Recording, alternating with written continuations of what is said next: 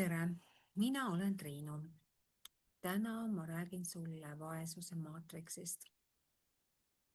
See on minu elu, ma arvan, üks kõige suurem õppetund olnud. Ja, ja see tähendab tegelikult seda, et ega see vaesuse maatriks tähendab seda, et see ei tähenda, kui palju sul on raha kontol. See tähendab tegelikult seda, kuidas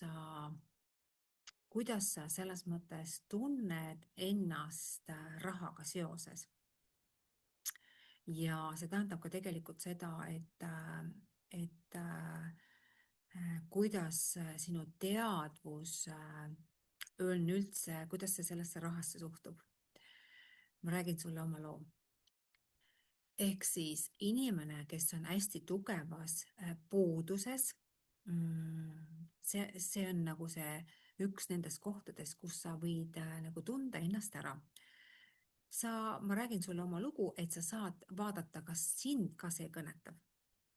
Ehk siis see tähendab seda, et sul on meeletult suur, kogu aeg on puuduse tunne. See puuduse tunne juhib kogu aeg sind.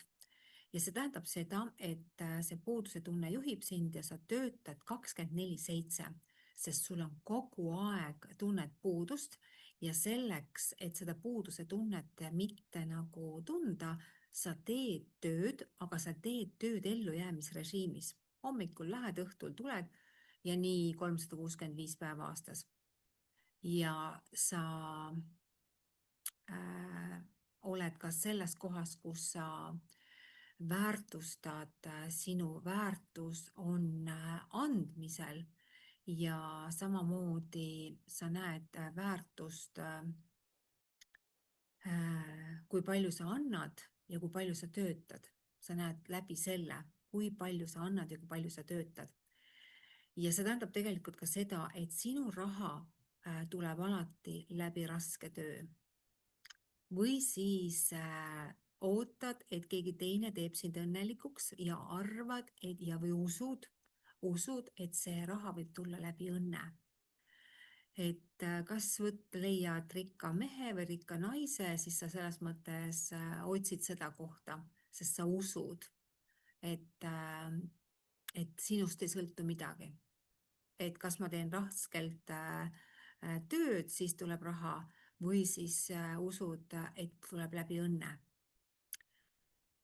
Ja samamoodi on ka siis see pool, et sinu enda sees on rahaga seotud hästi tugevad sisemised pinged. Sul on kogu aeg tunne, sa tunned rahahirmu, reaalset tunnet, see on vaesuse hirm, rahahirm, kas mul homme jätkub, kas mul homme on arveid võimalik maksta. Ehk siis kogu sinu närvisüsteem on pinges ainuüksi raha pärast, arvete pärast. Ja üks asi on ka see, mis on hästi oluline, et sa kogu aeg sead nagu ennast, teiste vajadused paned sa alati endast ettepoole. Et sa katad ära kõik teiste vajadused, peaasi, et pere saaks kõik seda ja iseenda jätad kogu aeg ilma. Ja samamoodi on siis ka see koht, kus sa ei julge küsida oma töö eest õiget tasu. Sa ei julge küsida. Ja sa võrdled kogu aeg ja sa alahindad oma väärtust. Nii et selle tagajärjeks on siis see koht, kus siis inimesed, neil on madal enesehinnang ja see tähendab seda, et nad töötavad kogu aeg. Nad töötavad kogu aeg, nad ei luba endal isegi puhata, nad ei luba endale häid asju või siis kui lubavad, siis selles mõttes siis, kui nad on hästi palju tööd teinud, töötanud ja siis nad saavad, et siis see raha tuleb ja siis nad saavad endale kõike lubada ja siis seda ka võib-olla siis kui palju keegi. Aga selles on nagu see ohukoht, mida siis mina läbi elasin, on see koht, et ma töötasin kogu aeg ja see tähendas minu jaoks seda, et raha oli kõige olulisem. Ma töötasin ainult raha pärast. ja, ja see viis mind väga suurde ärevusse ja depressiooni, väga suurde, sellepärast et seal on väga tugevad rahasõlmed. Üks rahasõlmedest on see koht, et ma pean olema edukas. Ja see võib tulla sul kas emaliinist või isaliinist, kus kus siis inimene on teinud oma suguvõsas selle otsuse, et kui näiteks teda on naerdud, et ta on vaene ja siis ta on teinud endale selle sisemise otsuse, et kõik, ma tõestan kõigile, et ma olen rikas. Ja siis see inimene töötab väga tugevalt ja ta tõestab kogu aeg. Ta tõestab, et ta pole vaene, ta on rikas. Ja see kood lihtsalt tuleb meilt esivanematelt ja mina tundsin samamoodi, kui ma sinna depressiooni juba kukkusin, siis ma teadsin, et ma tundsin selle koodi ära, et ma pean olema rikas, ma pean olema sama töökas ja edukas, nagu mu vanemad olid. Ja see tähendas tegelikult seda, et kui mu vanemad tegid tööd 24/7, 365 päeva aastas, siis mina olin 43-aastaselt sellega läbi põlenud. Ja see ei ole ainult mina, täna on juba varasemalt põlevad inimesed läbi, ainuüksi selle koodiga. Nii et kui me paneme elus raha ettepoole, töötame raha nimel, siis elu võtab meil mingi moment ära tervise,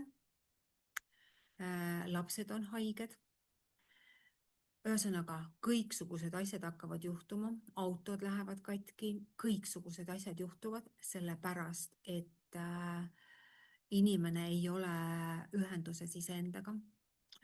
Tal ei ole uskumust, tema süsteemis, uskumuste süsteemis ei ole see pool, et uskuda Jumalasse. Ta ei tea sellest midagi, ta on selles ellujäämises ja püüabki ise hakkama saada. Tal on see tunne kogu aeg, et ta peab ise üksi hakkama saama ja ta ei usalda üldse elu, et elu võiks sulle anda midagi ägedat. Ta ei usalda seda. Ja siis ta ongi seal oravrattas ja nii kaua, kui elu äratab ülesse. Nii et see ongi see vaesuse maatriks, kus me inimestena oleme, aga seal on oluline aru saada, et see on oluline, on see teadvuse nihe endal nagu korda teha ja hakata väärtustama siis iseennast, oma tööd ja tulla sealt sellest kohast ära. Nii et see on siis minu loo üks kohtadest ja kui sina tundsid ennast ära, siis lihtsalt teadvusta, et kui sa siin ära tundsid ennast, siis sest see on ülioluline koht ära tervendada. Et inimesed oleksid terved ja õnnelikud. Aitäh!